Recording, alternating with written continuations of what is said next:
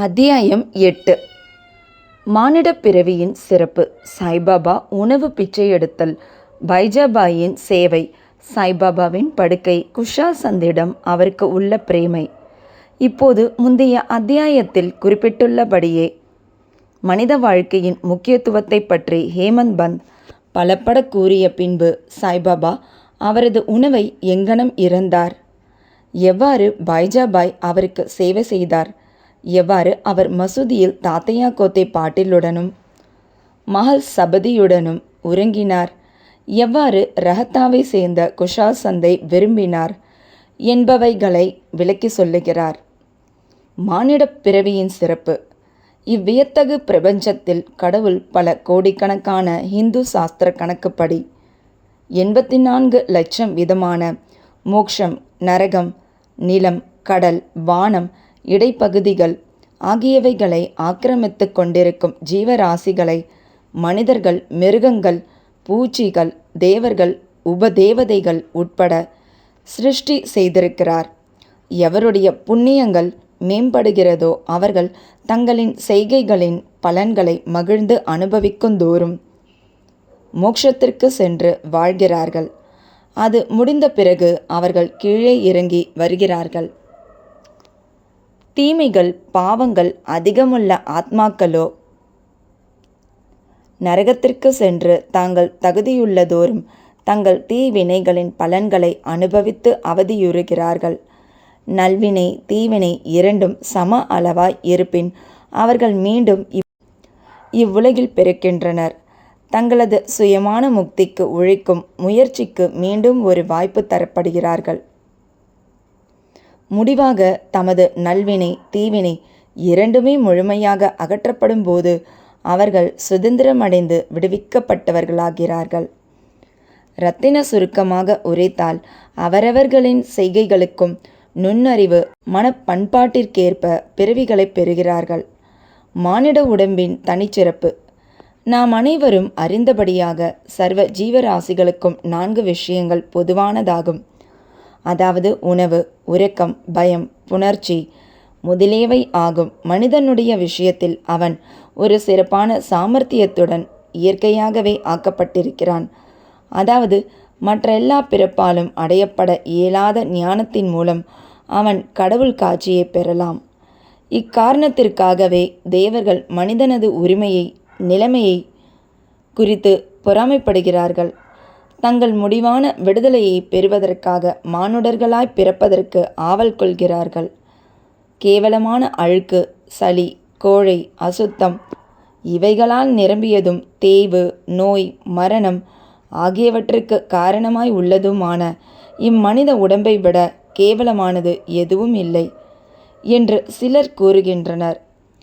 இது ஓரளவிற்கு உண்மை என்பதில் ஐயமில்லை.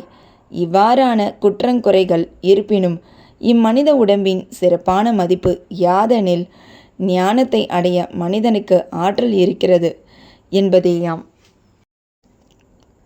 மனித உடம்பினால் மட்டுமே அல்லது அதன் பொருட்டே அழியக்கூடிய நிலையில்லாத உடம்பின் தன்மையை பற்றியும் இவ்வுலகத்தை பற்றியும் புலன் இன்பங்களின் மீது வெறுப்பையும் நித்திய அநித்திய வஸ்துக்களை பகுத்தறியும் விவேகத்தையும் இங்கனமாக அதன் மூலம் கடவுள் காட்சியையும் ஒருவன் எய்த இயலுகிறது. அதன் அசுத்த தன்மைக்காக நாம் உடம்பை புறக்கணித்தோமானால் கடவுள் காட்சியை பெறும் வாய்ப்பை இழக்கிறோம்.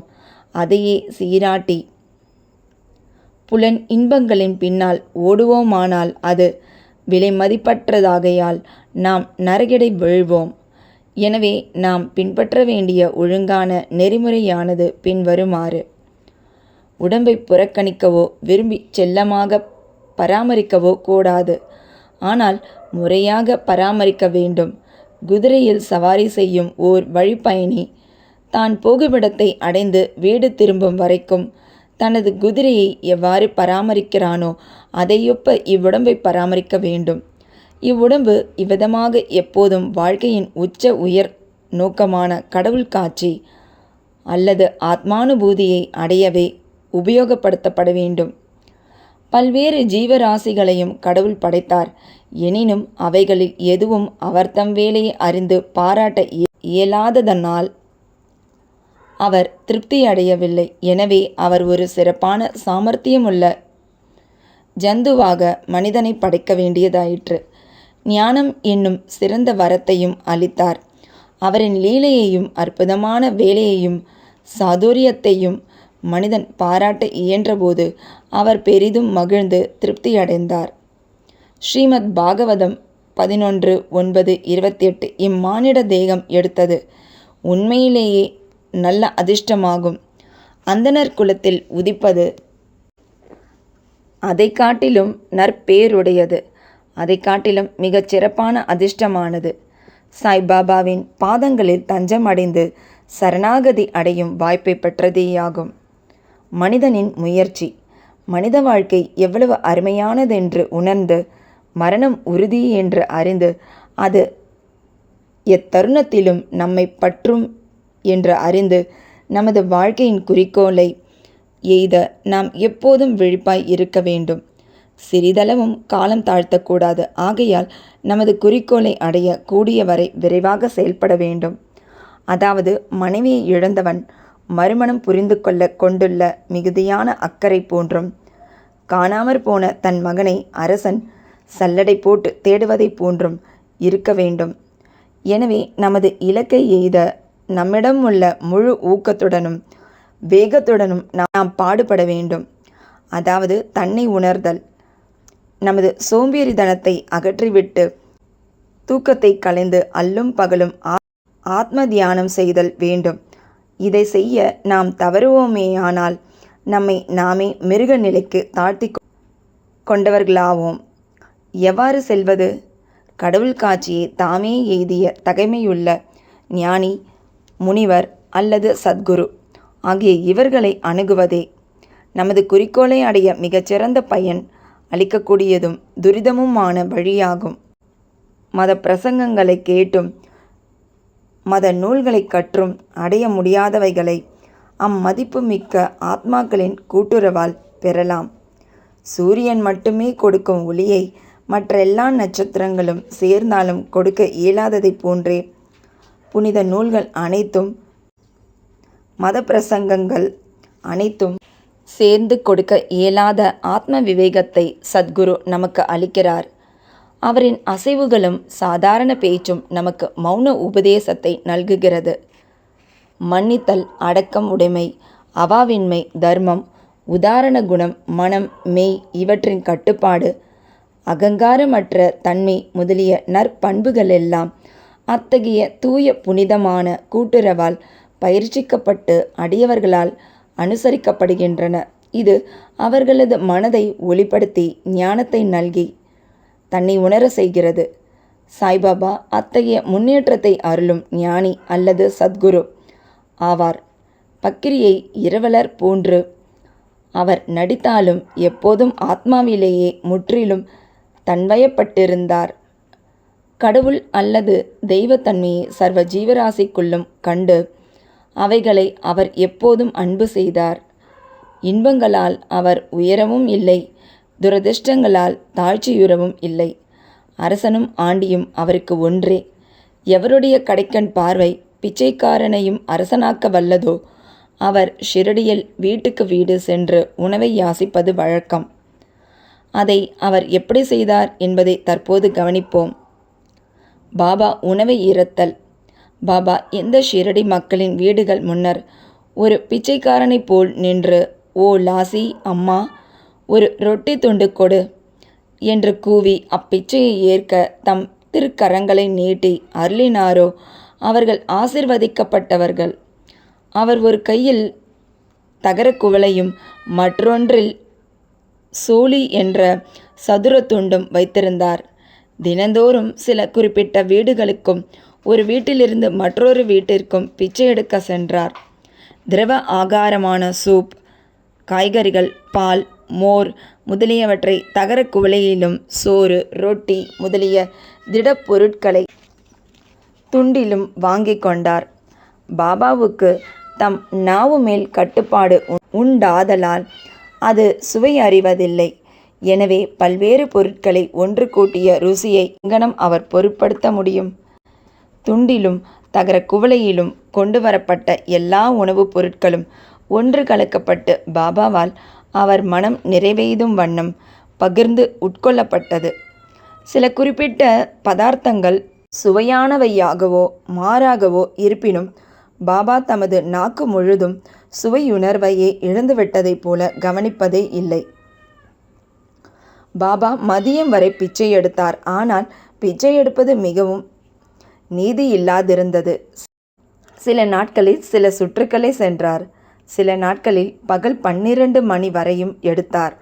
இவ்வாறு சேர்க்கப்பட்ட உணவு ஒரு சட்டியில் கொட்டப்பட்டது. நாய்களும் காக்கைகளும் பூனைகளும் அதிலிருந்து தாராளமாக சாப்பிட்டன. பாபா அவைகளை விரட்டியதே இல்லை.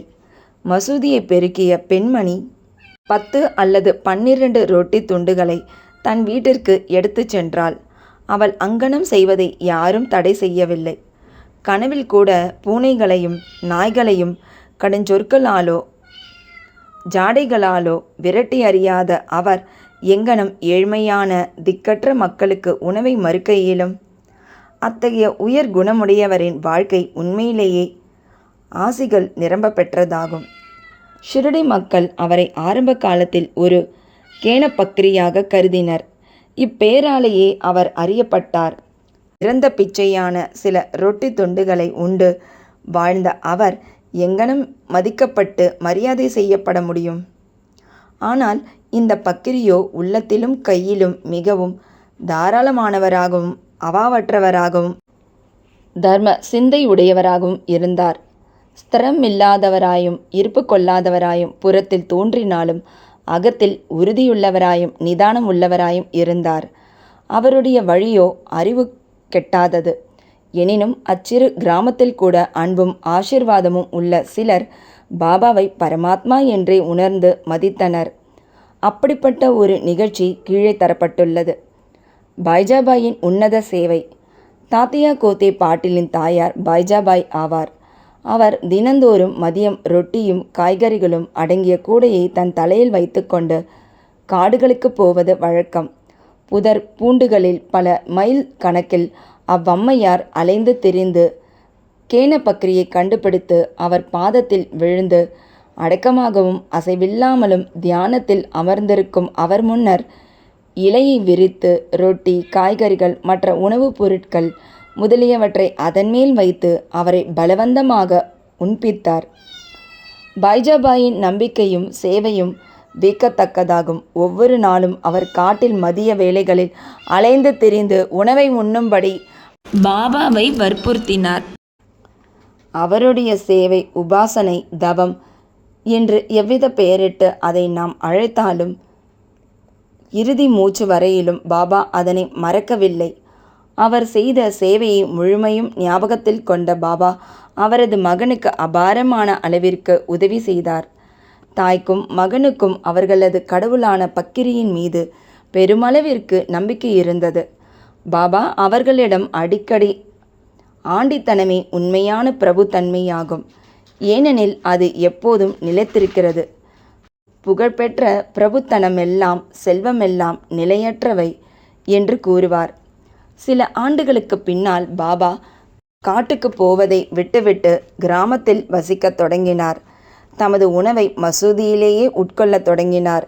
அதிலிருந்து பைஜாபாயின் காடுகளில் சுற்றி அலையும் தொந்தரவுகள் முற்று பெற்றன. மூவரின் படுக்கையிடம். எவர்களின் உள்ளத்தில் வாசுதேவர் உரைகிறாரோ அந்த ஞானிகள் எப்போதும் ஆசிர்வதிக்கப்பட்டவர்கள். அத்தகைய ஞானிகளின் கூட்டுறவை பெறும் அதிர்ஷ்டமுடைய பக்தர்கள் ஆசிர்வதிக்கப்பட்டவர்கள். தாத்தியா கோத்தே பாட்டில் பகத் மஹல் சபதி என்ற அத்தகையதான இரு அதிர்ஷ்டசாலிகள் சாய்பாபாவின் கூட்டுறவை சமமாக பங்கிட்டு கொண்டனர். பாபாவும் அவர்கள் இருவரையும் சமமாக நேசித்தார். இம்மூவரும் தங்கள் தலைகள் கிழக்கு மேற்கு வடக்கு நோக்கி இருக்கும்படியும் தங்கள் கால்கள் எல்லாம் சந்திக்கும்படியும் மசூதியில் தூங்கினர். தங்களது படுக்கையை விரித்து அதன் மீது படுத்துக்கொண்டு பல விஷயங்களை பற்றி அரட்டை அடித்து கொண்டும் வம்பு பேசிக்கொண்டும் நள்ளிரவு நெடுநேரம் வரை படுத்திருப்பர். அவர்களுள் யாருக்காவது தூக்க அடையாளம் தென்பட்டால் மற்றவர்கள் அவரை எழுப்பிவிட வேண்டும். உதாரணமாக தாத்தையா குரட்டை விடத் தொடங்கினால் பாபா உடனே எழுந்திருந்து பக்கவாட்டில் அவரை அசைத்து தலையை அழுத்தியும், மகள் சபதி அவ்வாறு தூங்கினால் அவரை நெருங்கி கட்டியணைத்தும் அவரது முதுகை பிடித்துவிட்டும் கால்களை உதைத்தும் எழுப்பி விடுவார். இவ்விதமாக 14 முழு ஆண்டுகளும் பாபாவின் மீதுள்ள அன்பால் தனது வீட்டிலுள்ள பெற்றோரை விட்டுவிட்டு தாத்தையா மசூதியில் தூங்கினார். எத்துணை மகிழ்ச்சியும் மறக்க இயலாததுமான அத்தகைய நாட்கள்! அவ்வன்பை எவ்வாறு அளப்பது? பாபாவின் ஆசியை எங்கனம் மதிப்பிடுவது? தனது தந்தை காலமானதும் தாத்தையா குடும்ப பொறுப்பை ஏற்றார். பின்பு தமது வீட்டிலேயே தூங்க ஆரம்பித்தார். ரஹத்தாவை சேர்ந்த குஷால் சந்த், ஷிரடியை சேர்ந்த கணபத் கோத்தே பாட்டீலை பாபா விரும்பினார். அதற்கு சமமாக ரஹத்தாவை சேர்ந்த சந்திரபன் சேட் மார்வாடியையும் விரும்பினார். இந்த சேட் காலமான பின்பு அவர் சகோதரர் புத்திரனான குஷால் சந்தை அதற்கு சமமாக அல்லது அதற்கு அதிகமாகவே கூட அன்பு செலுத்தி அல்லும் பகலும் அவர் நலத்தில் கண்ணாய் இருந்தார். சில சமயங்களில் மாட்டு வண்டியிலோ அல்லது குதிரை வண்டியிலோ டோங்கா நண்பர்களுடன் பாபா ரஹத்தாவிற்கு செல்வார். அக்கிராமத்து மக்கள் பேண்ட் வாத்திய இசையுடன் வந்து கிராமத்தின் நுழைவாயிலில் பாபாவை வரவேற்று அவர் முன்னால் விழுந்து வணங்குவார்கள். பெரும் வியப்பொலிவுடனும் விழா கோலத்துடனும் அவர் கிராமத்துக்குள் அழைத்து செல்லப்படுவார். குஷால் சந்த் அவரை தன் வீட்டுக்கு அழைத்துச் சென்று வசதியாக ஆசனத்தில் அமர்த்தி நல்ல உணவளிப்பார். பின்னர் அவர்கள் சரளமாகவும் மகிழ்ச்சியுடனும் சிறிது நேரம் உரையாடிய பின் அனைவருக்கும் மகிழ்ச்சியையும் ஆசியையும் நல்கிவிட்டு பாபா ஷிரடிக்கு திரும்புவார். தெற்கே ரஹத்தாவுக்கும் வடக்கே நீன்காவனுக்கும் இடையே சரியான மையப்பகுதியில் ஷிரடி அமைந்துள்ளது. இந்த இடங்களுக்கு அப்பால் பாபா தமது வாழ்நாளில் சென்றதில்லை. அவர் எவ்வித ரயில் வண்டியையும் பார்த்ததோ பிரயாணம் செய்ததோ கிடையாது. எனினும் எல்லா வண்டிகள் வரும் புறப்படும் நேரங்கள் எல்லாம் மிக சரியாகவே பாபாவுக்கு தெரியும். தாங்கள் பாபாவிடம் விடைபெற்று கொண்டபோது அவரின் அறிவுரைகளின்படி நடந்தவர்கள் நன்மை அடைந்தனர். அதை மதிக்காதவர்கள் பலவித துர்ச்சம்பவங்களுக்கும் விபத்திற்கும் உள்ளானார்கள். இதை பற்றியும் இன்னும் பல நிகழ்ச்சிகள் குறித்தும் அடுத்த அத்தியாயத்தில் காண்போம். குறிப்பு: இவ்வத்தியாயத்தின் முடிவில் கொடுக்கப்பட்ட நிகழ்ச்சி குஷால் சந்த் மீது பாபா செலுத்திய அன்பையும், அவர் ஒரு நாள் மாலை காக்கா சாஹிப் தீக்ஷித்தை ரஹத்தாவுக்கு சென்று குஷால் சந்தை அழைத்து வரும்படி கூறியதும், அத்தருணத்திலேயே குஷால் சந்தின் மதிய தூக்கத்தில் கனவில் தோன்றி ஷிரடிக்கு வரும்படி கூறியதும் இங்கு விவரிக்கப்படவில்லை. காரணம், பின்வரும் 30ஆம் அத்தியாயத்தில் அது விவரிக்கப்பட்டிருக்கிறது. ஸ்ரீ சாயியை பணிக. அனைவருக்கும் சாந்தி நிலவட்டும். அத்தியாயம் 9. விடைபெறும்போது சாய்பாபாவின் ஆணைகளுக்கு கீழ்ப்படிதல். கீழ்ப்படியாதிருத்தலின் விளைவு. சில நிகழ்ச்சிகள், பிச்சை எடுப்பதும் அதன் அவசியமும், பக்தரின் தர்கட் குடும்பத்தின் அனுபவம், பாபா எவ்வாறு திருப்தியுடன் உண்பிக்கப்பட்டார். முந்தைய அத்தியாயத்தின் முடிவில் விடைபெறும்போது பாபாவின் ஆணைகளுக்கு கீழ்ப்படிந்தவர்கள் நன்மை அடைந்தனர் என்றும், அவைகளுக்கு கீழ்ப்படியாதவர்கள் பல துர்ச்சம்பவங்களுக்கு ஆளானார்கள் என்று மட்டுமே கூறப்பட்டது. சில குறிப்பிட்ட நிகழ்ச்சிகளாலும் மற்றும் சம்பவங்களாலும் இக்கூற்று விவரமாக இந்த அத்தியாயத்தில் சித்தரிக்கப்பட்டுள்ளது. ஷிரடி புனித யாத்திரையின் குணாதிசயம். ஷிரடி புனித யாத்திரையின் ஒரு சிறப்பான வினோதம் என்னவென்றால், எவரும் ஷிரடியை விட்டு பாபாவின் அனுமதியின்றி அகன்று செல்ல முடியாது. அப்படி செல்வாரே ஆனால் அவர் சொல்லற்கரிய தொல்லைகளை வரவேற்கிறார்.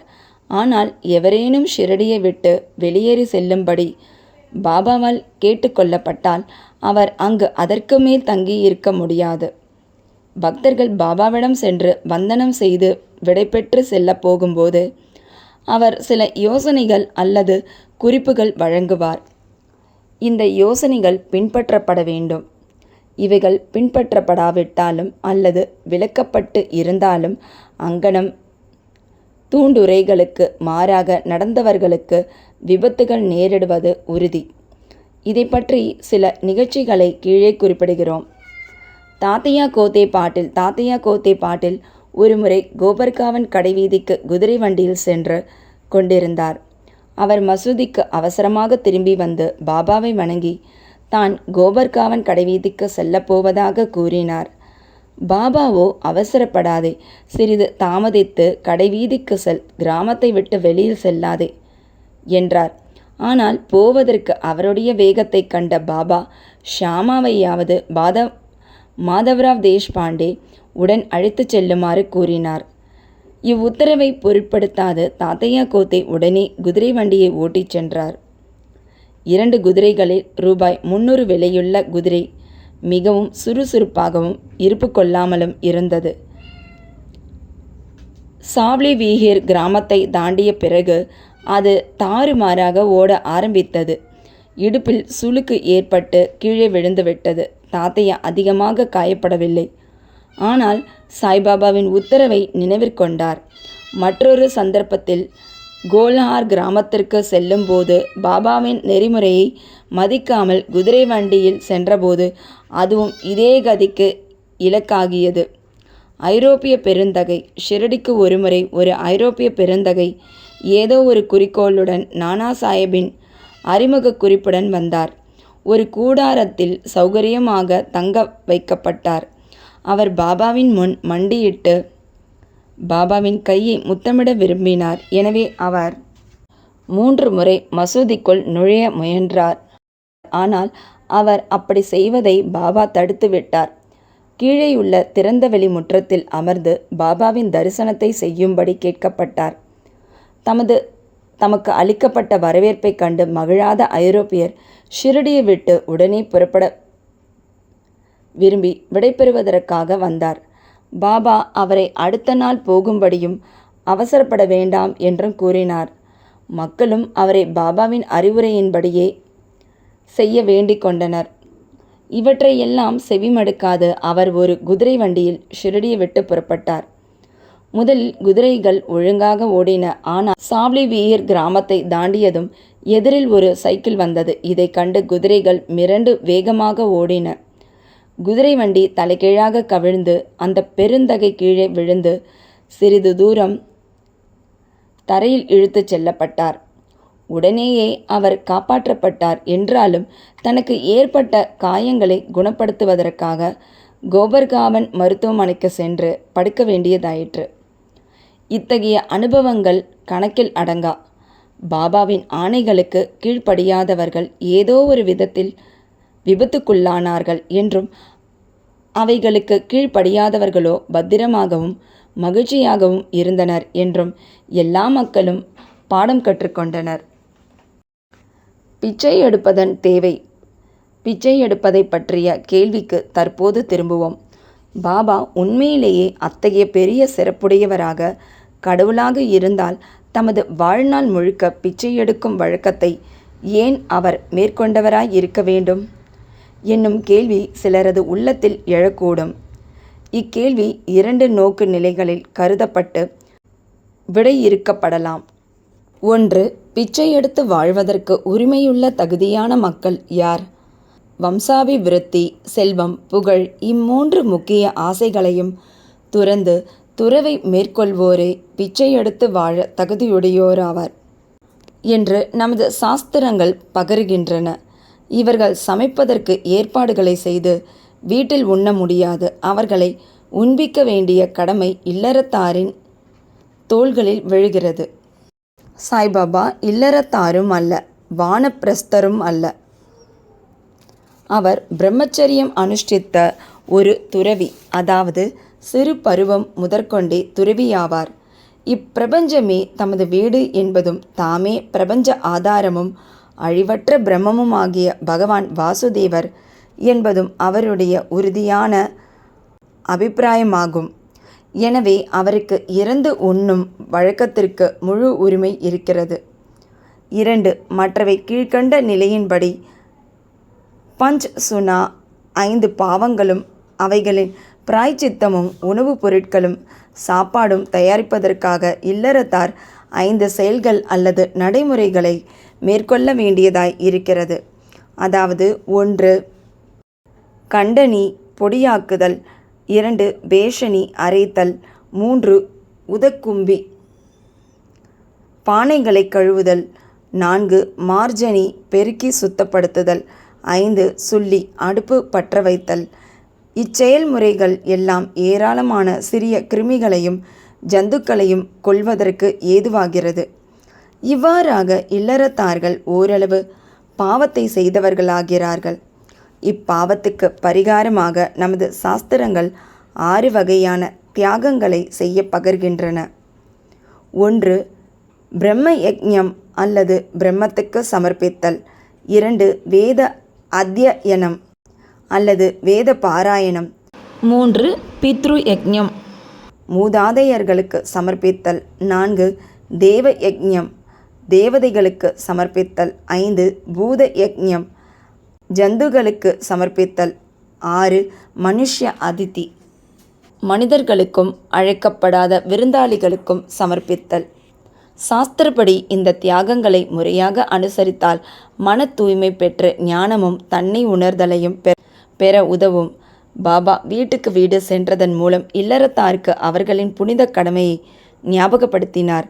பாபாவால் தங்கள் வீட்டிலேயே இங்கனம் பாடம் கற்பிக்கப்பட்டவர்கள் பேறு பெற்ற மக்கள் ஆவார்கள். பக்தர்களின் அனுபவங்கள். இன்னும் அதிக விறுவிறுப்புள்ள விஷயத்துக்கு தற்போது திரும்புவோம். கிருஷ்ண பரமாத்மா பகவத்கீதையில் அன்புடனும் பக்தியுடனும் யார் ஒருவர் எனக்கு ஓர் இலை, மலர், பழம் அல்லது நீரை சமர்ப்பிக்கிறாரோ அந்த தூய்மையான தன்னடக்கமுடையவருடைய அன்பு காணிக்கையானது ஆர்வத்துடனும் தாமதமின்றியும் என்னால் ஏற்றுக்கொள்ளப்படுகிறது என்று கூறியிருக்கிறார். சாய்பாபாவின் விஷயத்தில் ஓர் பக்தர் உண்மையிலேயே எதையாவது சமர்ப்பிக்க விரும்பியிருந்து பின்னால் அதையே சமர்ப்பிக்க அவர் மறந்துவிட்டாரெனினும் பாபா அவருக்கு அல்லது அவரது நண்பருக்கு அந்த காணிக்கையை ஞாபகப்படுத்தி அவரை அளிக்கச் செய்து அதை ஏற்றுக்கொண்டு பக்தரை ஆசிர்வதித்திருக்கிறார். இதுபோன்ற சில நிகழ்ச்சிகள் கீழே குறிப்பிட்டிருக்கின்றன. தர்கட் குடும்பம். தந்தையும் மகனும். முன்னர் பிரார்த்தனா சமாஜத்தை சேர்ந்த ராமச்சந்திர ஆத்மாராம் என்னும் பாபா சாஹிப் தர்கட் சாய்பாபாவின் ஓர் உறுதியான பக்தராவார். அவருடைய மனைவியும் மகனும் சாய்பாபாவிடம் அதற்கிணையாகவே அல்லது இன்னும் சற்றும் அதிகமாகவே கூட அன்பு செலுத்தினர். ஒருமுறை திருமதி தர்கட்டும் அவர்களது மகன் தர்கட்டும் மே மாத விடுமுறைக்கு ஷிரடிக்கு போவது என தீர்மானிக்கப்பட்டது. ஆனால் மகன் போக விரும்பவில்லை. காரணம், அவன் பாந்திரா வீட்டை விட்டு போவானாகில் வீட்டில் சாய்பாபாவின் பூஜை முறையாக கவனிக்கப்பட மாட்டாது என்று அவன் கருதியதே ஆகும். ஏனெனில் அவனது தகப்பனார் பிரார்த்தனா சமாஜத்தை சேர்ந்தவராதலால் சாய்பாபாவின் பெரிய படத்தை பூஜை செய்வதை அவர் லட்சியம் செய்ய மாட்டார் என்று அவன் கருதினான். எனினும் தனது மகன் செய்வதைப் போன்று அதே விதமாக தான் பூஜா கர்மங்களை செய்வதாக அவர் உறுதியாக வாக்களித்த பின்பு ஒரு வெள்ளிக்கிழமை இரவு தாயும் மகனும் ஷிரடிக்கு புறப்பட்டனர். அடுத்த நாள் சனிக்கிழமை தர்கட் அதிகாலையில் எழுந்திருந்து பூஜை செய்வதற்கு முன் நீராடிவிட்டு பூஜை அறையில் சாஷ்டாங்கமாக நமஸ்கரித்து, பாபா, எனது மகன் செய்த அதே மாதிரியாக நான் பூஜை செய்ய போகிறேன். ஆனால் தயவு செய்து அதை ஒரு இயந்திரகதியான பயிற்சியாக ஆக்கிவிடாதீர்கள் என்று கூறிக்கொண்டே பூஜை செய்து சில கற்கண்டு கட்டிகளை நைவேத்தியமாக சமர்ப்பித்தார். அக்கற்கண்டு பகல் உணவின் போது பகர்ந்தளிக்கப்பட்டது. அந்நாள் மாலையும் அதன் பின்னர் ஞாயிற்றுக்கிழமையும் எல்லாம் நலமாகவே நடந்தேறின. தொடர்ந்து வேலை நாளான திங்கட்கிழமையும் நன்றாகவே கழிந்தது. தனது வாழ்நாளிலேயே இம்மாதிரியாக பூஜையை செய்தறியாத தர்கட் தன் மகனுக்கு வாக்களித்தபடி எல்லாம் மிகவும் திருப்திகரமான முறையிலேயே நடந்தேறி கொண்டிருப்பதில் தனக்குள்ளேயே பெரும் அளவு நம்பிக்கை பெற்றார். அடுத்த நாளான செவ்வாயன்று வழக்கம்போல் காலையில் பூஜையை நிகழ்த்திய பின் தனது வேலைக்கு சென்றார். மதியம் வீட்டுக்கு வந்து உணவு பரிமாறப்பட்ட போது பகிர்ந்து கொள்ள கற்கண்டு பிரசாதம் இல்லாததை கண்டார். அவர் தனது சமையல்காரனை விசாரித்ததில் காலையில் எவ்வித நைவேத்தியமும் செய்யப்படவில்லை என்று அறிந்தார். பூஜையின் அந்த அம்சத்தை நிகழ்த்த அவர் அடியோடு மறந்துவிட்டிருந்தார். இது குறித்து தனது இருக்கையை விட்டு எழுந்திருந்து பூஜை அறையில் விழுந்து வணங்கி தமது தவறுதலுக்காக வருத்தம் தெரிவித்து அதே நேரத்தில் இத்தகைய ஒரு சாதாரணமான நடைமுறை விஷயத்தில் வழிகாட்டாததற்காக பாபாவை அவர் கடிந்து கொண்டார். பின்னர் தனது மகனுக்கு உண்மைகளை கூறி ஒரு கடிதம் எழுதி அதை பாபாவின் பாதத்தடியில் வைத்து புறக்கணிப்பிற்காக தம்மை பொறுத்தருளவும் வேண்டுமாறு எழுதியிருந்தார். செவ்வாய்க்கிழமை மதியத்தில் பாந்திராவில் இது நிகழ்ந்தது. ஏறக்குறைய இதே நேரத்தில் ஷிரடியில் மத்தியான தீபாராதனை நிகழ்வதற்கு சிறிதே முன்பாக பாபா திருமதி தர்கட்டை நோக்கி, அம்மா, பாந்திராவில் உள்ள உனது வீட்டிற்கு ஏதேனும் உண்ணலாம் என்ற எண்ணத்துடன் சென்றிருந்தேன். கதவு பூட்டப்பட்டிருப்பதைக் கண்டேன். எப்படியோ உள்ளே நுழைந்து, பாவ் தர்கட் நான் உண்பதற்கு ஏதும் விட்டு வைக்கவில்லை என்பதை வருத்தத்துடன் அறிந்தேன். எனவே பசி தணிக்கப்படாமலேயே திரும்பிவிட்டேன் என்று கூறினார். அப்பெண்மணிக்கு இது ஒன்றும் புரியவில்லை. அருகிலிருந்த மகனோ, அதாவது பாந்திராவில் பூஜையில் ஏதோ தவறு நிகழ்ந்திருக்கிறது என்று அனைத்தையும் புரிந்து கொண்டு வீடு திரும்ப பாபாவின் அனுமதியை வேண்டினான். பாபா இதை மறுத்தார். எனினும் அங்கேயே அப்பையனை பூஜை செய்ய அனுமதித்தார். அப்போது ஷிரடியில் நிகழ்ந்த விபரங்களையெல்லாம் பற்றி பையன் தகப்பனாருக்கு ஒரு கடிதம் எழுதி வீட்டில் பூஜையை அலட்சியம் செய்ய வேண்டாம் என்று மன்றாடி வேண்டியிருந்தான். 2 கடிதங்களும் ஒன்றையொன்று தாண்டி போய் இருவருக்குமே அடுத்த நாள் கிடைத்தது. இது ஓர் அற்புதம் அல்லவா? திருமதி தர்கட். தற்போது திருமதி தர்கட்டின் நிகழ்ச்சியை எடுத்துக்கொள்வோம். அவள் 3 பொருட்களை சமர்ப்பித்தாள். அதாவது 1 பரீத் கத்திரிக்காய் தயிர் பச்சடி, 2 காச்சரியா முழு கத்திரிக்காய் பொரியல், 3 பேடா பால் கேக். இவற்றை பாபா எங்கனம் ஏற்றுக்கொண்டார் என்பதை பார்ப்போம். ஒருமுறை பாபாவின் பெரும் பக்தரான பாந்திராவை சேர்ந்த ரகுவீர் பாஸ்கர் புரந்திரே என்பவர் ஷிரடிக்கு தன் குடும்பத்துடன் புறப்பட்டார். பாந்திராவில் திருமதி புரந்திரேயிடம் திருமதி தர்கட் சென்று அவளுக்கு 2 கத்திரிக்காய்கள் அளித்து ஷிரடியில் ஒரு கத்திரிக்காயில் பரீத்தும் மற்றதில் காச்சரியாவும் செய்து பாபாவுக்கு அவற்றை பரிமாறும்படி கூறியிருந்தாள். ஷிரடி அடைந்த பின்னர் திருமதி புரந்திரே தனது பரீத்துடன் மசூதிக்கு சென்ற அதே தருணத்தில் பாபா தமது சாப்பாட்டிற்காக அமர்ந்து கொண்டிருந்தார். பாபா பரீத் மிகவும் ருசியாக இருப்பதை கண்டார். எனவே அவர் அதை அனைவருக்கும் பகிர்ந்தளித்து தனக்கு இப்போது காச்சரியா வேண்டும் என கூறினார். ராதாகிருஷ்ணமாய்க்கு பாபா காச்சரியாக்கள் வேண்டுகிறார் என்ற செய்தி அனுப்பப்பட்டது. அது கத்திரிக்காய் சீசன் இல்லையாதலால் அவள் குழப்பமடைந்தாள். கத்திரிக்காயை எப்படி பெறுவது என்பதே தற்போதைய பிரச்சனை. பரிதை யார் கொண்டு வந்தார் என்று விசாரித்ததில் காச்சரியா பரிமாறும் பணியிலும் திருமதி புரந்திரே ஒப்புவிக்கப்பட்டிருந்தாள் என அறியப்பட்டது. காச்சரியாவை பற்றிய பாபாவின் வேண்டுதலின் உட்குறிப்பை அனைவரும் புரிந்து கொண்டனர். எங்கும் வியாபித்திருக்கும் அவர் தம் ஞானத்தைக் கண்ட அனைவரும் ஆச்சரியத்தில் செயலிழந்தனர். 1915ஆம் வருடம் டிசம்பர் மாதத்தில் கோவிந்த் பாலாராம் மான்கர் என்பவன் தனது தந்தையின் தவசங்களையெல்லாம் செய்வதற்காக ஷிரடிக்கு செல்ல விரும்பினான். புறப்படுவதற்கு முன் திருமதி தர்கட்டை பார்க்க வந்தான். அப்போது பாபாவுக்கு ஏதேனும் கொடுத்தனுப்ப வேண்டும் என்று திருமதி தர்கட் நினைத்தாள். வீடு அனைத்திலும் தேடியும் முன்னமே நைவேத்தியமாக அளிக்கப்பட்டிருந்த பேடா ஒன்றை தவிர வேறெதையும் அவள் காணவில்லை. பையன் கோவிந்த் மிகவும் துயர் கொண்ட நிலையில் இருந்தான். எனினும் பாபாவிடம் கொண்டுள்ள பெரும் பக்தியின் காரணமாக அவனிடம் பேடாவை கொடுத்து அனுப்பினாள். பாபா அதனை ஏற்றுக்கொள்வார் என நம்பினாள்.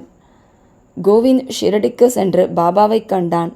ஆனால் பேடாவை தன்னுடன் எடுத்து செல்ல மறந்துவிட்டான். பாபா பொறுத்திருந்தார். மறுபடியும் மாலையில் சென்றபோதும் பேடாவை கொண்டு செல்லாமல் வெறுங்கையுடன் சென்றான். பாபா இதற்கு மேல் பொறுக்க இயலாதவராய், எனக்கு நீ என்ன கொண்டு வந்திருக்கிறாய் என்று கேட்டார். ஒன்றுமில்லை என பதில் வந்தது. மீண்டும் பாபா அவனை கேட்டார். அதே பதில்தான் அளிக்கப்பட்டது. பின்னர் பாபா, நீ புறப்படும் போது அம்மா உன்னிடம் எனக்காக இனிப்பு பலகாரம் கொடுக்கவில்லையா என்ற குறிப்பான வினா ஒன்று கேட்டார். உடனே பையனுக்கு எல்லாம் நினைவு வந்தது. வெட்கமடைந்து பாபாவிடம் தன்னை மன்னிக்க வேண்டிக் கொண்டு தான் இருந்த இடத்திற்கு ஓடிப்போய் பேடாவை கொண்டு வந்து பாபாவிடம் கொடுத்தான். கையில் அதை பெற்ற உடனேயே பாபா வாயிலிட்டு பேராவலுடன் விழுங்கிவிட்டார்.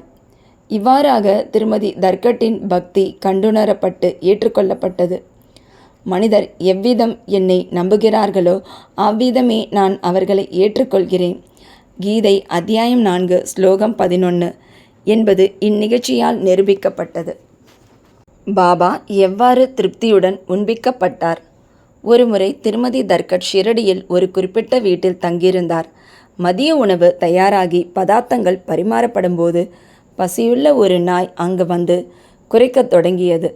திருமதி தர்கட் உடனே எழுந்திருந்து ஒரு ரொட்டி துண்டை விட்டெறியவும் அது மிகுந்த சுவையுணர்வோடு அதை கவ்வி விரைவாக விழுங்கிவிட்டது.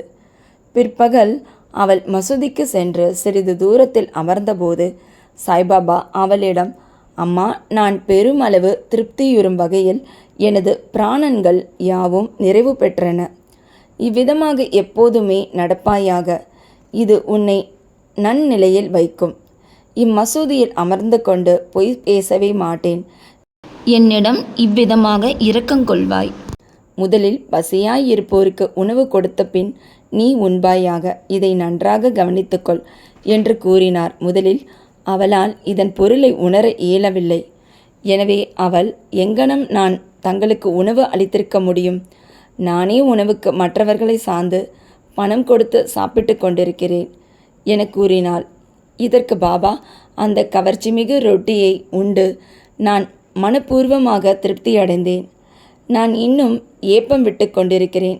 உணவு வேலைக்கு முன்னர் நீ பார்த்து ரொட்டி அளித்த நாயானது என்னுடன் ஒன்றியதாகும். இவ்வாறாகவே மற்ற உயிரினங்களும் பூனைகள், பன்றிகள், ஈக்கள், பசுக்கள் முதலியன என்னுடன் ஒன்றானவைகளாகும். நான் அவைகளின் உருவத்தில் உலாவிக் கொண்டிருக்கிறேன். என்னை இவ்வனைத்து படைப்புயிர்களிலும் பார்க்கிறவன் எனக்கு உகந்தவன். எனவே துவைதத்தையும் பேதத்தையும் ஒழித்து இன்று செய்ததைப் போல் எனக்கு சேவை செய் என்று கூறினார். இவ்வமிர்தத்தினை நிகர் மொழிகளை கேட்டு அவள் உருகி அவளது கண்கள் பனித்து தொண்டை அடைத்து அவளது மகிழ்ச்சி எல்லையற்றதாக ஆகியது. நீதி, கடவுளை எல்லா படைப்புயிர்களிலும் காண்பாயாக என்பதே இவ்வத்தியாயத்தின் நீதியாகும். உபனிஷதங்கள், பகவத்கீதை, பாகவதம் இவைகளெல்லாம் ஜீவராசிகள் அனைத்திலும் கடவுள் அல்லது தெய்வீகத்தை காணும்படியாகவே வற்புறுத்தி அறிவுறுத்துகின்றன. இவ்வத்தியாயத்தின் முடிவில் சொல்லப்பட்ட நிகழ்ச்சியாலும் இன்னும் பல சந்தர்ப்பங்களிலும் உபனிஷத போதனைகளை எவ்வாறு நடைமுறைக்கு கொண்டு வருவது என்று சாய்பாபா விளக்கி காட்டியிருக்கிறார். இவ்வாறாக சாய்பாபா உபனிஷத்தின் விரிவுரையாளராக அல்லது குருவாக இருந்தருளினார். ஸ்ரீ சாயியை பணிக.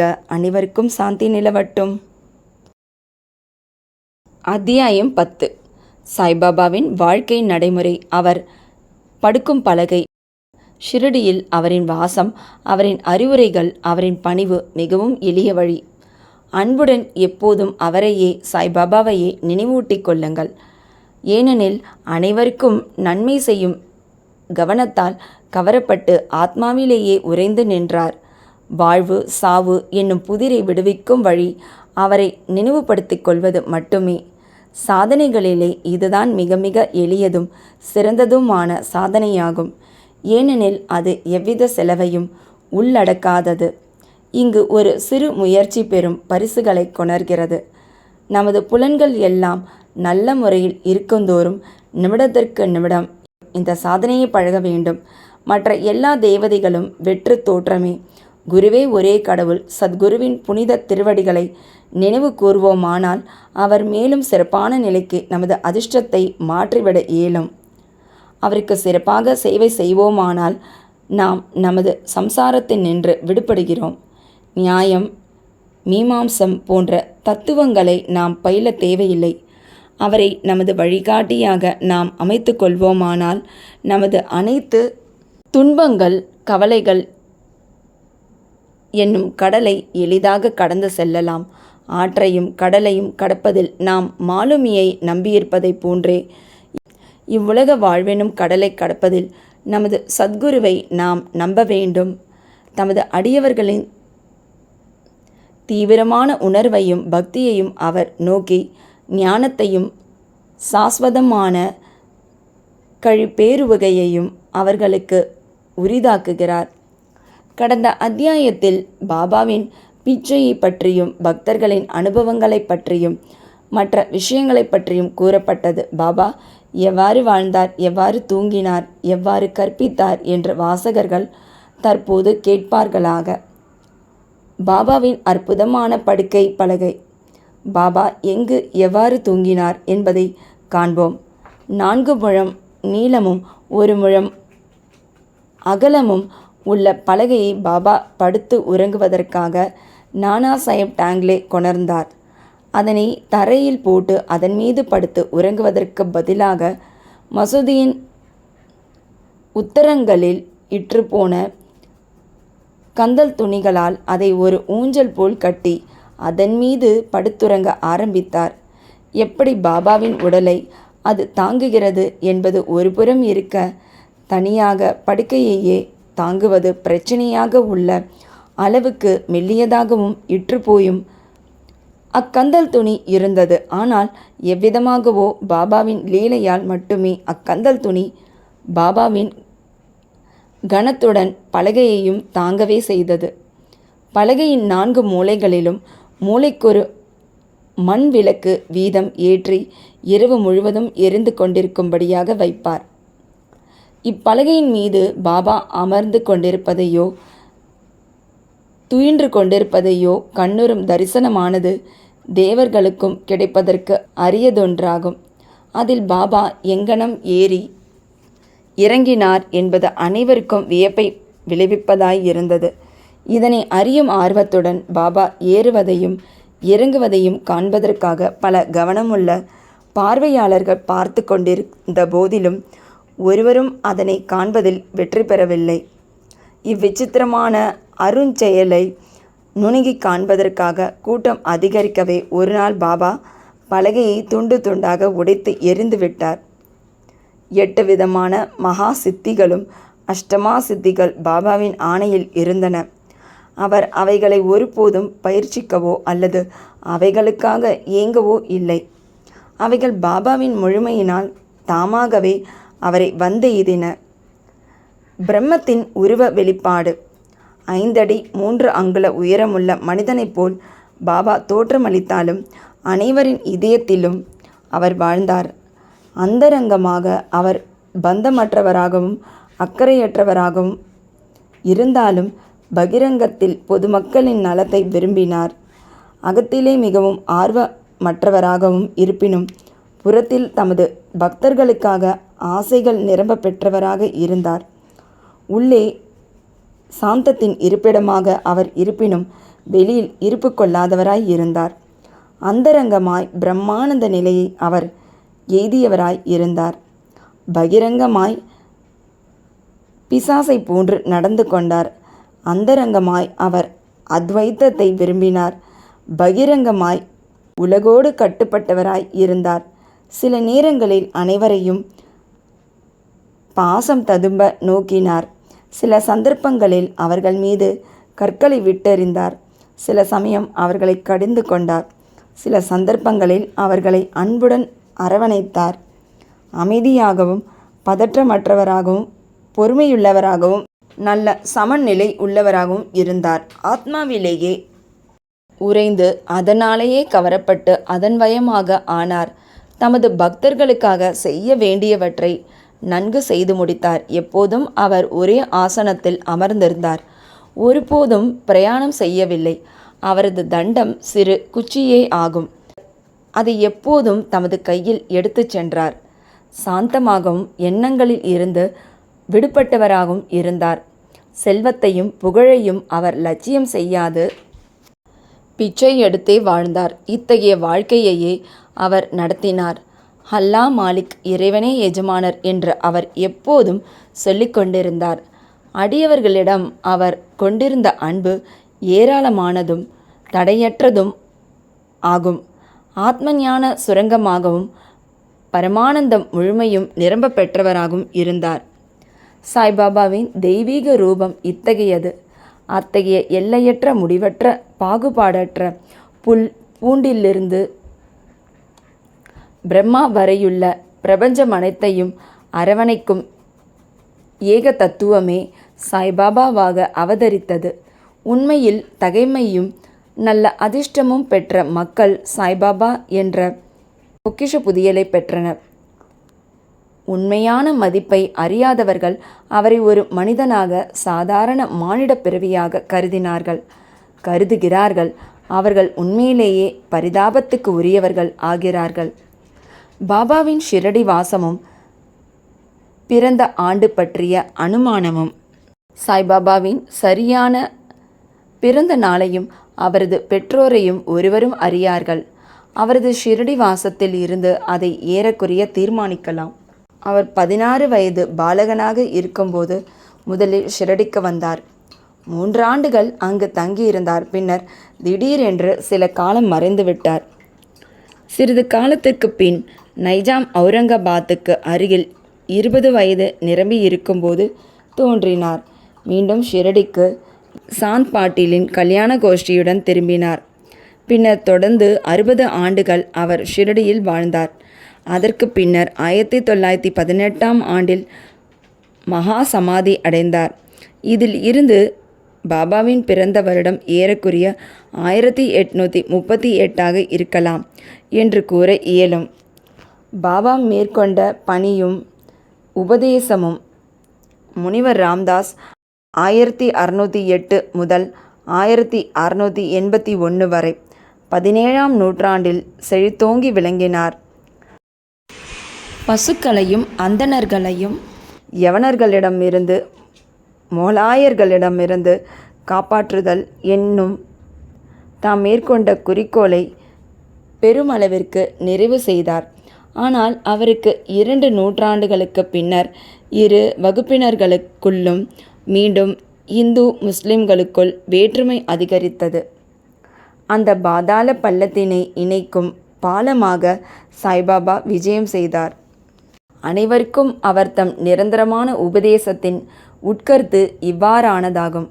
ராமரும் இந்துக்களின் தெய்வம், ரஹீமும் முஸ்லிம்களின் தெய்வம் ஒன்றே ஒன்றுதான். அவர்களுக்குள் எல்லளவும் வேற்றுமை இல்லை. பின்னர் ஏன் அவர்களின் அடியவர்கள் சச்சரவு புரிந்து தங்களுக்குள் சண்டையிட்டு கொள்கின்றனர்? கள்ளங்கபடு அறியாத மக்களாக கைகோர்த்து இரு வகுப்பினரும் ஒன்றாய் இணைந்து விவேகத்துடன் நடந்து கொள்ளுங்கள். இங்கனமாக உங்களது குறிக்கோளாகிய தேசிய ஒற்றுமையை ஈட்டப் பெறுவீர்கள். போராடி வாதாடுதல் நன்றன்று. எனவே விவாதிக்க வேண்டாம், மற்றவர்களுடன் போட்டி போட வேண்டாம். எப்போதும் உங்களது அக்கறையினையும் நலத்தினையுமே கருத்தில் கொள்வீர்களாக. கடவுள் உங்களை காப்பாற்றுவார். போகம், தியாகம், தவம், ஞானம் என்பன கடவுளை அறியும் நெறிகள். இந்த வழிகளில் ஏதேனும் ஒன்றன் மூலம் நீங்கள் இதில் வெற்றி பெற இயலாவிடில் உங்கள் பிறப்பு வீணேயாகும். யாரேனும் ஏதாவது தீமையை உங்களை செய்வாரேயாகில் அதற்காக பழிக்கு பழி வாங்காதீர்கள்.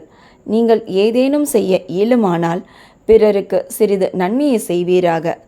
இது அனைவருக்கும் சாய்பாபா அளித்த உபதேசத்தின் சுருக்கம். இது லௌகீக ஆன்மீக விஷயங்கள் இரண்டிலுமே நலம் பயப்பதாகும். சத்குருவாக சாய்பாபா ஏராளமான குருக்கள் இருக்கின்றனர். தங்கள் கரங்களில் ஜால்ராக், தாளக்கருவி, வீணை சகிதம் வீடுதோறும் சென்று தமது ஆத்மீகத்தை படாடோபம் செய்து கொள்ளும் குருக்கள் உண்டு. அவர்கள் மந்திரங்களை தமது சீடர்களின் காதில் ஓதி அவர்களிடம் இருந்து பணத்தை கறப்பர். தமது சீடர்களுக்கு கடவுள் பற்றையும் கடவுள் நம்பிக்கையையும் உபதேசிப்பதாக உணர்ச்சி வகையில் வெளிப்படையாக காட்டிக்கொள்வர். ஆனால் அவர்களே இறை அனுபவம் அற்றவராக இருப்பர். ஆனால் சாய்பாபா தமது தகைமையையும் கடவுள் பற்று மெய்யுணர்வையும் காண்பிப்பதற்கு எவ்வித சிறிய முயற்சியையும் எடுக்கவே இல்லை. அடியவர்களிடம் பெருமளவு அன்பு கொண்டிருந்தார். 2 விதமான குருக்கள் இருக்கின்றன. ஒன்று நியத் நியமிக்கப்பட்டவர், குறிக்கப்பட்டவர். 2 அநியத் நியமிக்கப்படாதவர், பொதுவானவர். பின்னவர்கள் தங்கள் உபதேசங்களால் நம்மிடத்தில் உள்ள நற்பண்புகளை அபிவிருத்தி செய்கின்றனர், நமது இதயத்தை தூய்மைப்படுத்துகின்றனர், நம்மை வீடு பேற்றை அடையும் பாதையில் செல்ல தூண்டுகின்றனர். இதற்கு மாறுபாடாக முன்னவர்களாகிய குருக்களோ நமது தனி இயல்பை, பேத உணர்வை அழித்து நீயே அது என்று உணரச் செய்து நம்மை ஏகத்துவத்தில் ஸ்தாபிக்கின்றனர். பல்வேறு வகையான உலக ஞானத்தை அளிக்கும் பல திறத்தான குருக்கள் இருக்கின்றனர். ஆனால் நம்மை நமது இயற்கையில் ஆத்மாவில் நிலைப்படுத்தி உலக வாழ்வினும் சாகரத்துக்கு அப்பால் நம்மை சுமந்து செல்பவரே சத்குரு எனப்படுவார். சாய்பாபா அத்தகைய ஒரு சத்குரு ஆவார். அவருடைய பெருமையை விவரிக்க இயலாது. யாரேனும் பாபாவின் தரிசனத்தை பெறச் சென்றால் கேட்கப்படாமலேயே அவரது கடந்த கால, நிகழ்கால, எதிர்காலங்களின் ஒவ்வொரு விவரத்தையும் உரைப்பார். எல்லா ஜீவராசிகளிடமும் அவர் தெய்வீகத்தை கண்டார். நண்பர்களும் பகைவர்களும் அவருக்கு ஒன்றே. அவாவற்றவராகவும் சமன் செய்யப்பட்டவராகவும் இருந்த அவர் தீயோருக்கும் கட்டுப்பட்டு செவி சாய்த்தார். சுபிஷத்திலும் எதிரடையான சூழ்நிலையிலும் அவர் ஒரே மாதிரியாய் இருந்தார். எப்போதும் எவ்வித ஐயமும் அவரை தீண்டவில்லை. இவ்வுடம்பில் அவர் இயங்கினாரெனினும் எல்லளவும் தமது உடம்பிலேயோ வீட்டிலேயோ பற்றற்றவராகவே இருந்தார். உடலுரு கொண்டு அவர் தோற்றமளித்தாலும் உண்மையில் அருவமானவர், அதாவது இந்த வாழ்க்கையிலிருந்தே விடுதலையானவர். அத்தகைய சாயியை தங்கள் கடவுளாக வழிபட்ட ஷிரடி மக்கள் ஆசிர்வதிக்கப்பட்டவர்கள். அவர்கள் உண்ணும் போதும் அருந்தும் போதும், புழக்கடையிலும் வயலிலும் மற்ற பிற இல்லற தர்மங்களை செய்யும் போதும் சாயியை நினைவு கூர்ந்தார்கள். அவர் தம் புகழை பாடினார்கள். சாயியை தவிர பெரிதொரு கடவுளை அவர்களுக்கு தெரியாது. ஷிரடியில் வசித்த பெண்களின் அன்பின் இனிமையை எங்கனம் விவரிக்க முடியும்? அறியாதவர்களாக இருப்பினும் அவர்களின் தூய அன்பு எளிய கிராமிய மொழியில் பாபாவின் புகழை கவிதையாகவும் தெம்மாங்கு பாடலாகவும் பாட உணர்வூட்டியது. எழுத்தறிவு அவர்களிடம் இல்லையாயினும் உண்மை கலித்துவத்தை அவர்களின் எளிமையான பாடல்களில் தெளிவாக உணர முடியும். படிப்பறிவு அன்று ஆழ்ந்த அன்பே அத்தகைய பொருள் செறிந்த பாடல்களை வெளிக்கொணர்ந்தது. அப்பாடல்கள் ஆழ்ந்த அன்பின் வெளிப்பாடே. சற்றே அறிவு கூர்மையுள்ள ஆர்வலரால் அவற்றை உணர்ந்து இன்புற முடியும். இந்த கிராமிய பாடல்களை சேகரித்து தொகுப்பது மிகவும் அவசியமான ஒன்று. பாபாவின் விருப்பத்தால் அதிர்ஷ்டமுடைய பக்தர் எவரேனும் இப்பணியை மேற்கொண்டு சாய்லீலா சஞ்சிகையிலோ அல்லது தனி புத்தகமாகவோ பிரசுரிக்கலாம். பாபாவின் பணிவுடைமை.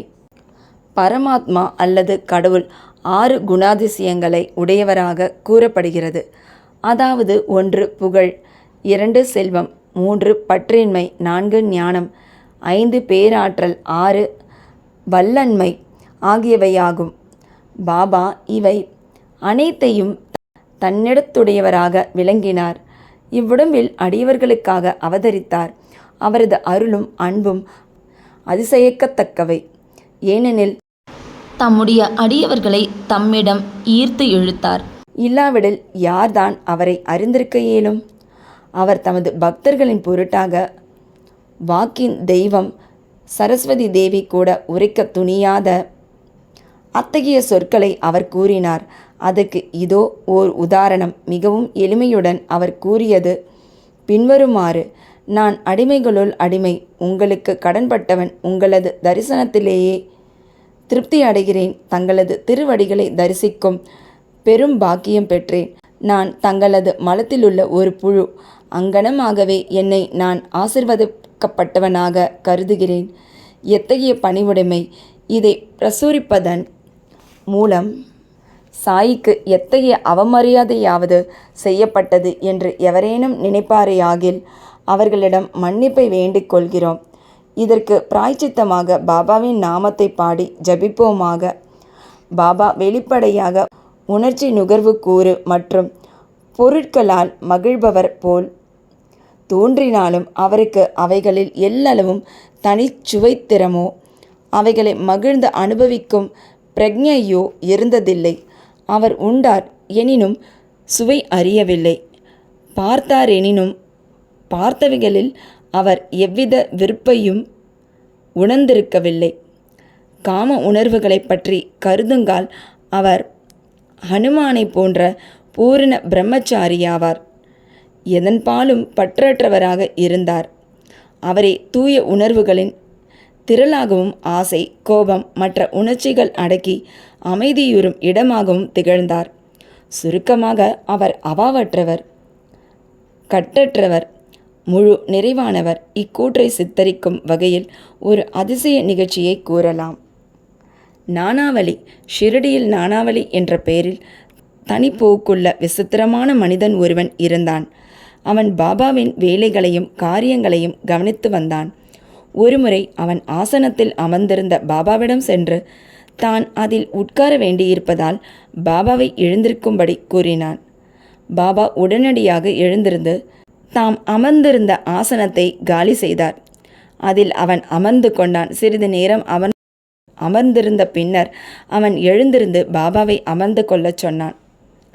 பாபா ஆசனத்தில் அமர்ந்தார். பிறகு அவன் பாபாவின் பாதங்களில் விழுந்து நமஸ்கரித்துவிட்டு சென்று விட்டான். தாம் அதிகாரம் செலுத்தப்பட்டதிலும் வெளியேற்றப்பட்டதிலும் பாபா எல்லளவும் வருத்தம் அடையவில்லை. இந்த நானாவலி பாபாவை மிகவும் நேசித்தான். பாபா மகா சமாதி எய்திய 13வது நாள் தாமும் சமாதி அடைந்தான். மிகவும் எளிய வழி. முனிவர்களுடைய கதைகளை கேட்பதும் அவர்களின் சத்சங்கத்தில் இருப்பதும். புறத்தில் சாய்பாபா சாதாரண மனிதர் போன்று நடித்தாலும் அவரது செய்கைகள் அவரது அசாதாரண புத்தி சாதுரியத்தையும் திறமையையும் காண்பித்தன. அவர் எதை செய்த போதிலும் அவைகள் அடியவர்களின் நன்மை கருதியே செய்யப்பட்டன.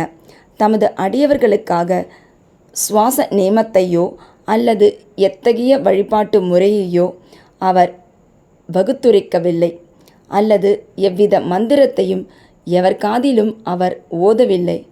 எல்லாவித புத்திசாலித்தனத்தையும் விட்டொழித்துவிட்டு எப்போதும் சாயி சாயி என்று ஞாபகமூட்டி கொள்ளும்படி அவர்களிடம் கூறினார். இதை செய்வீர்களானால் உங்களது கட்டுக்கள் எல்லாம் விடுபட்டு விடுதலை அடைவீர்கள் என்று உரைத்தார். 5 நெருப்புகளிடையே அமர்ந்தலும் யாகங்களும் பாராயணங்களும் அஷ்டாங்க யோகங்களும் அந்தணர்களால் மட்டுமே இயலுவதாகும். மற்றைய வகுப்பினருக்கு அவைகளால் எவ்வித பலனும் இல்லை. மனதின் தொழில் நினைப்பதாகும். எண்ணமின்றி அது ஒரு நிமிடமும் இருக்க முடியாது. புலன் உணர்விற்கு சார்பான பொருளை அதற்கு நீங்கள் அளித்தால் அதை பற்றி நினைக்கும். அதற்கு குருவை அளித்தால் அது குருவை பற்றி எண்ணமிடும். நீங்கள் மிக்க கவனத்துடன் சாயின் பெருமையும் பேராற்றலையும் கேட்டீர்கள். இதுவே சாயை இயற்கையாக நினைவூட்டி கொள்ளுதலும் வழிபடுதலும் கீர்த்தனை செய்வதும் ஆகும். மேலே கூறப்பட்ட மற்ற சாதனைகளுக்கு போன்று இக்கதைகளை கேட்பது என்பது அவ்வளவு கடினமானது அல்ல. இக்கதைகள் சம்சாரம் எனும் உலக வாழ்க்கை பயத்தை அழித்து உங்களை ஆத்மீக பாதையில் அழைத்து செல்கின்றன. எனவே இக்கதைகளை கவனத்துடன் கேளுங்கள், அவைகளை தியானியுங்கள், அவைகளை ஜீரணித்துக் கொள்ளுங்கள். இம்முறை பின்பற்றப்பட்டால் அந்தணர்கள் மட்டுமன்று, பெண்ணினமும் கீழ்குலத்தோரும் தூய்மை அடைந்து புனிதமடைவர். நீங்கள் உங்களது உலக கடமைகளை செய்து கொண்டோ கவனித்து கொண்டோ இருக்கலாம். ஆனால் உங்களது மனத்தை சாய்க்கும் அவரின் கதைகளுக்கும் அளித்துவிடுங்கள். பின்னர் அவர் உங்களை ஆசிர்வதிப்பது நிச்சயமாகும். இதுவே மிகவும் எளிமையான வழியாகும். எனினும் அனைவரும் ஏன் அதை பின்பற்றவில்லை? காரணம் என்னவென்றால், கடவுள் அருளின்றி முனிவர்களின் கதைகளை கேட்கும் ஆர்வம் நமக்கு வருவதில்லை.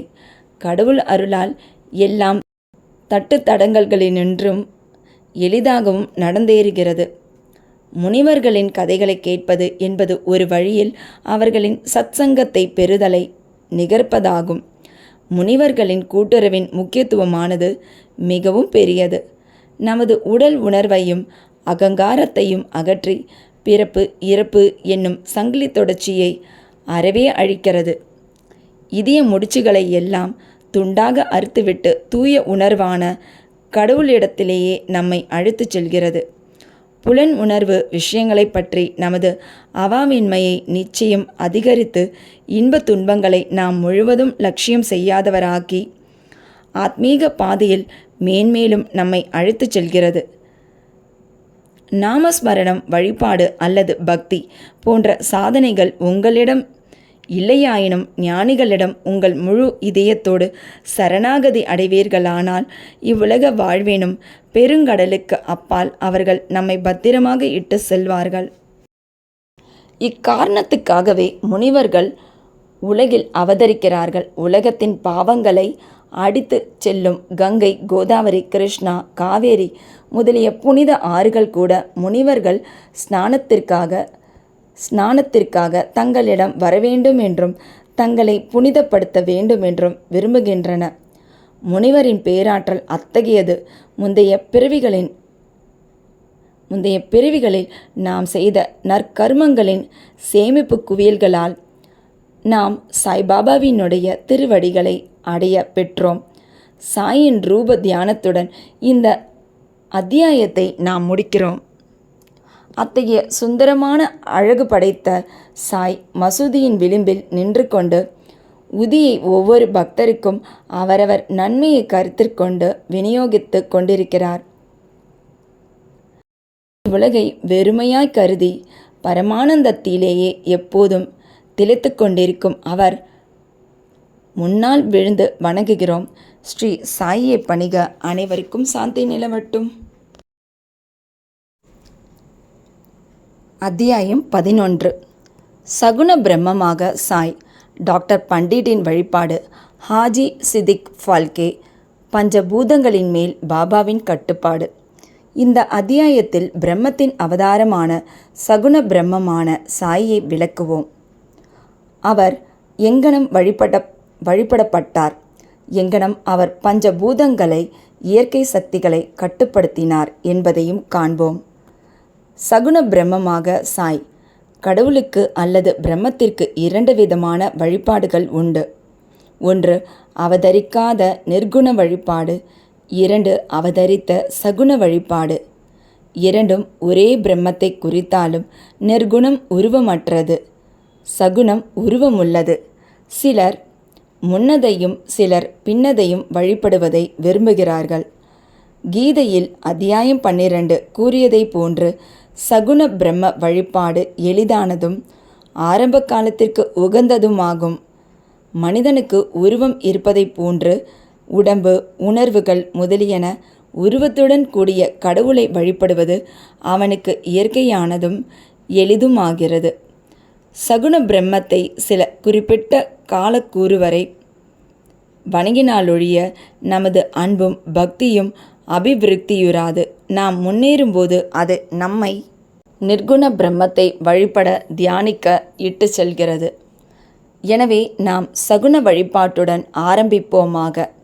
உருவம், யாககுண்டம், தீ, ஒளி, சூரியன், நீர், பிரம்மம் ஆகிய 7ம் வழிபாட்டுக்குரியவை. எனினும் சத்குருவே இவை எல்லாவற்றை காட்டிலும் உயர்ந்தவர்.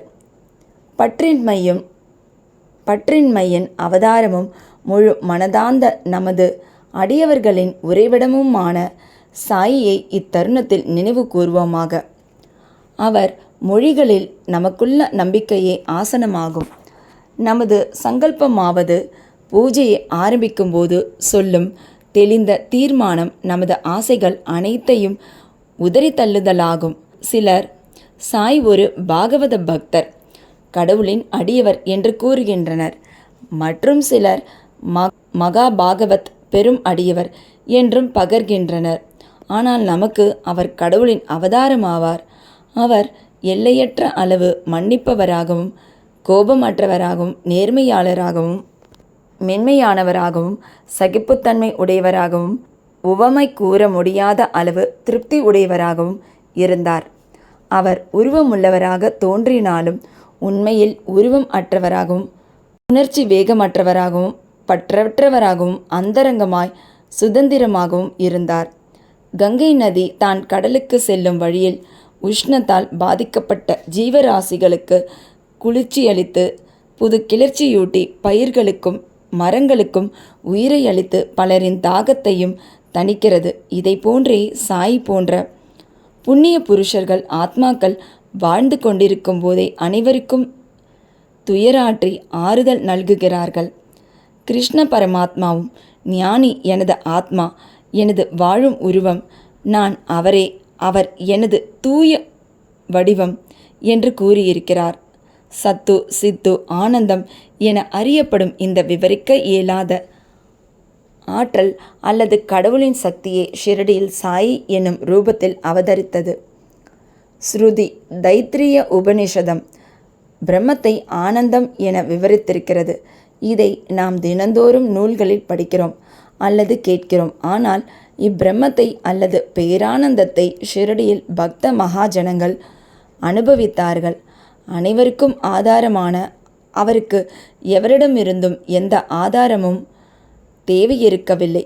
ஒரு சாக்குத்துண்டையே எப்போதும் நமக்கு ஆசனமாக கொண்டிருந்தார். பக்தர்களால் அது ஒரு மெல்லிய மெத்தை கொண்டு மூடப்பட்டிருந்தது. அவர் சாய்ந்து கொள்ள முதுகிற்கு ஒரு திண்டும் அவர்களாலேயே வைக்கப்பட்டது. பாபா தமது அடியவர்களின் எண்ணங்களை மதித்தார். அவர்கள் விரும்பியபடியே தம்மை வழிபட அவர்களை அனுமதித்தார். அவர் முன்னிலையில் சிலர் சாமரம் அல்லது விசிறி வீசினர், சிலர் இசைக்கருவிகள் வாசித்தனர், சிலர் அவரின் கைகளையும் கால்களையும் கழுவினர், இன்னும் சிலர் வெற்றிலைப்பாக்கு மற்றும் பல பொருட்களையும் நைவேத்தியமாக சமர்ப்பித்தனர். ஷிரடியில் அவர் வாழ்ந்தது போல் தோன்றினாலும் அவர் எங்கும் வியாபித்திருந்தார். அவரின் எங்கும் நிறை தன்மையை அவருடைய பக்தர்கள் தினந்தோறும் உணர்ந்தார்கள். இவ்வாறாக எங்கனும் வியாபித்திருக்கிற சர்வாந்தர்யாமி சத்குருவுக்கு நமது பணிவான சாஷ்டாங்க நமஸ்காரங்கள். டாக்டர் பண்டிட்டின் வழிபாடு. ஒருமுறை தாத்தையா சாஹிப் நோல்கரின் நண்பரான டாக்டர் பண்டிட் என்பவர் ஷிரடிக்கு பாபாவின் தரிசனத்துக்காக வந்தார். பாபாவை வணங்கிய பின் மசூதியில் அவர் சிறிது நேரம் அமர்ந்திருந்தார். பாபா அவரை தாத்தாபட் கேல்கரிடம் செல்லுமாறு பணித்தார். தாத்தாபட்டிடம் அவர் சென்றார். தாத்தாபட் அவரை நன்கு வரவேற்றார். தாத்தாபட் பூஜைக்காக தமது வீட்டை விட்டு புறப்பட்டார். அவருடன் டாக்டர் பண்டிட்டும் சென்றார். தாத்தாபட் பாபாவை வழிபாடு செய்தார். இதுகாரும் எவரும் பாபாவின் நெற்றிக்கு சந்தனம் பூச துணிந்ததில்லை. மகள் சபதி மட்டுமே பாபாவின் கழுத்தில் சந்தனம் பூசுவது வழக்கம். ஆனால் எளிய மனதுடைய இவ்வடியவரான டாக்டர் பண்டிட் பூஜை பொருட்கள் வைத்திருந்த தாத்தாபட்டின் பாத்திரத்தை எடுத்து போய் அதிலிருந்து பிசையப்பட்ட சந்தனத்தை எடுத்து திரிபுந்திரா எனப்படும் திருநீற்றுப்பட்டையை பாபாவின் நெற்றியில் இட்டார். பாபா எல்லோருக்கும் வேப்பை அளிக்கும் வகையில் ஒரு வார்த்தை கூட கூறாமல் அமைதியாய் இருந்தார். அன்று மாலை தாத்தாபட் பாபாவிடம், நெற்றியில் சந்தனம் பூசுவதை நீங்கள் தடுத்து கொண்டிருந்தாலும் இப்போது டாக்டர் பண்டிட் அங்கனம் செய்ததை தாங்கள் எப்படி அனுமதித்தீர்கள் என்று கேட்டார். இதற்கு பாபா, டாக்டர் பண்டிட் தம்மை பாபாவை அவரது குருவான காக்கா புராணிக் என்று அழைக்கப்பட்ட தோபேஷ்வரை சேர்ந்த ரகுநாத் மகாராஜ் என்று நம்பியிருந்ததாகவும் அவர் குருவுக்கு செய்து கொண்டிருந்ததை போன்றே தமது நெற்றியிலும் சந்தனம் பூசியதாகவும் தெரிவித்தார். எனவே பாபாவால் தடுக்க இயலவில்லை. டாக்டர் பண்டிட்டிடம் விசாரித்ததில் பாபாவை தனது குரு காக்கா புராணிக் என்று கருதியதாகவும் அதே மாதிரியாகவே அவரை உணர்ந்ததாகவும் கூறினார். எனவே அவர் தனது குருவுக்கு செய்வதைப் போன்றே திரிபுந்திரத்தை பாபாவின் நெற்றியிலும் இட்டார். பக்தர்கள் விரும்பியவாறே தம்மை வழிபட பாபா அவர்களை அனுமதித்தார். எனினும் சில சமயங்களில் அவர் வினோதமான முறையில் நடந்து கொண்டார். சில சமயங்களில் பூஜை தட்டை தூக்கி எறிந்து சீற்றலே அவதரித்தது போல் நின்றிருப்பார். அப்போது அவரை எவரே அணுக முடியும்? சில சமயங்களில் அவர் பக்தர்களை கடிந்தார். சில சமயங்களில் மெழுகை காட்டிலும் மென்மையாய் இருந்தார். சாந்தத்துக்கும் மன்னிப்புக்குமான ஓர் உருவமாய் இருந்தார். கோபத்தால் அவர் குலுங்குவது போல் தோன்றினாலும் அவரது சிவந்த கண்கள் சுற்றி சுற்றி உருண்டாலும் அவர் அந்தரங்கமாக பாசத்தின் தாரையாக தாரையாக தாயன்பு உடையவராக இருந்தார். உடனே தமது அடியவர்களை கூப்பிட்டு அவர்களிடம் தாம் ஒருபோதும் கோபமாக இருந்ததே இல்லை என கூறி, தாயார் தங்களது குழந்தைகளை உதைத்தார்களானால் கடலானது ஆறுகளை புறக்கணித்தது என்றால் தாமும் அடியவர்களின் நலன்களை அலட்சியம் செய்வேன் எனவும் பகர்ந்தார். தமது பக்தர்களின் அடிமையான அவர் எப்போதும் அவர்களுக்கு ஆதரவாய் இருப்பதையும் அவர்கள் தம்மை அழைக்கும் போதெல்லாம் மறுமொழி கூறி அவர்களின் அன்பை பெறுவதற்குமே எப்போதும் அவர் பெரிதும் விரும்பினார். ஹாஜி சித்திக் ஃபால்கே பாபா எப்போது ஓர் அடியவரை ஏற்றுக்கொள்வார் என்பதை அறிய முடியாது. அது அவரது இனிய சங்கல்பத்தையே பொறுத்தது. இக்கூற்றுக்கு சித்திக் ஃபால்கேயின் நிகழ்ச்சி ஓர் எடுத்துக்காட்டு. கல்யாணை சேர்ந்த சித்திக் ஃபால்கே என்ற ஒரு முகமதிய பெருந்தகை மெக்கா மெதினாவுக்கு புனித யாத்திரை செய்துவிட்டு ஷிரடிக்கு வந்தார். வடக்கு நோக்கிய சாவடியில் அவர் வாழ்ந்தார். மசூதியின் திறந்த வெளியில் அவர் அமர்ந்தார். 9 மாதங்கள் பாபா அவரை பொருட்படுத்தவில்லை. அவரை மசூதிக்குள் நுழையவும் அனுமதிக்கவில்லை. ஃபால்கே மிகவும் தேற்றவியலாத நிலையை எய்தி என்ன செய்வதென்று புரியாமல் இருந்தார். யாரோ ஒருவர் அவரை ஏமாற்றமடைய வேண்டாம் என்றும் பாபாவின் மிக நெருங்கிய அருகில் உள்ள அடிவரான ஷாமா மாதவரா தேஷ்பாண்டேவின் மூலம் பாபாவை அணுக முயற்சிக்கும்படியும் ஆலோசனை கூறினார். சிவபெருமான் அவரது சேவகரும் பக்தருமான நந்தியின் மூலம் அணுகப்படுதலைப் போல ஷாமாவின் மூலம் பாபா அணுகப்படுதல் வேண்டும் என்றும் கூறினார். ஃபால்கே இந்த யோசனையை விரும்பி ஷாமாவை தனக்காக மன்றாடி கெஞ்சி கேட்குமாறு வேண்டினார். ஷாமாவும் சம்மதித்து பொருத்தமான ஒரு சந்தர்ப்பத்தில் பாபாவிடம், பாபா, பலர் இம்மசூதிக்கு தாராளமாய் வந்து தங்கள் தரிசனத்தை பெற்று போகும்போது தாங்கள் ஏன் அந்த முதிர்ந்த ஹாஜியை மசூதிக்குள் நுழைய அனுமதிக்கக்கூடாது? அவரை ஒரு முறை ஆசிர்வதித்தருளலாகாதா என்று அவரை பற்றி பேசினார். அதற்கு பாபா, ஷாமா, நீ விஷயங்களையெல்லாம் புரிந்து கொள்ள இயலாத அளவு முதிர்ச்சியற்றவனாய் இருக்கிறாய். ஃபக்கீர் அல்லாஹ் அனுமதிக்கவில்லை என்றால் நான் என்ன செய்ய முடியும்? அவரது அருளின்றி யாரே மசூதியில் ஏற வல்லவர்? நன்று, அவரிடம் சென்று நாளை பார்வை கிணற்றுக்கு அருகிலுள்ள குறுகிய ஒற்றையடி பாதைக்கு வருவாரா என கேட்டு வா என்றார். ஷாமா சென்று உடன்பாட்டு விடையுடன் திரும்பி வந்தார். மீண்டும் அவரிடம், எனக்கு 40,000 ரூபாய்களை 4 தவணைகளில் கொடுக்க சம்மதிப்பாரா என கேள் என்றார். ஷாமா சென்று 40 லட்சம் ரூபாய்கள் கூட தர அவர் சம்மதிப்பதான பதிலுடன் திரும்பி வந்தார். மீண்டும் பாபா, நாங்கள் ஒரு ஆட்டை மசூதியில் வெட்டப்போகிறோம். அவரை, அதன் மாமிசம், தொடை, கொட்டை இவைகளில் எது வேண்டும் என கேள் என்று கூறினார். ஹாஜி பாபாவின் கோலம்பாவிலிருந்து மட்பாண்டத்திலிருந்து ஏதாவது ஒரு சிறு துணுக்கை பெற்றுக்கொள்வதிலேயே மகிழ்வதாகவும் ஷாமா பதில் கொண்டு வந்தார். இதை கேட்டு பாபா உணர்ச்சி வசப்பட்டு தமது கையால் மட்கூஜாக்களையும் கோலம்பாவையும் விட்டெறிந்துவிட்டு நேராக ஆஜியிடம் சென்று தமது கஃப்னியை கைகளால் பிடித்து கொண்டு, ஏன் உன்னை நீயே தற்பெருமைப்படுத்தி உயர்வாக கற்பனை செய்து கொண்டு முதிர்ந்த ஹாஜியைப் போல் பாவனை செய்து கொண்டிருக்கிறாய்? குரானை நீ இவ்விதமாகத்தான் கற்றுணர்ந்தாயா? நீ உனது மெக்கா தலை யாத்திரை குறித்து பெருமை கொள்கிறாய். ஆனால் நீ என்னை அறியவில்லை என்றார். இவ்வாறு கடிந்து கொள்ளப்பட்டதும் ஹாஜி குழப்பமடைந்தார். பாபா பின்னர் மசூதிக்கு சென்று ஒரு கூடை மாம்பழங்களை வாங்கி ஆஜிக்கு கொடுத்தனுப்பினார்.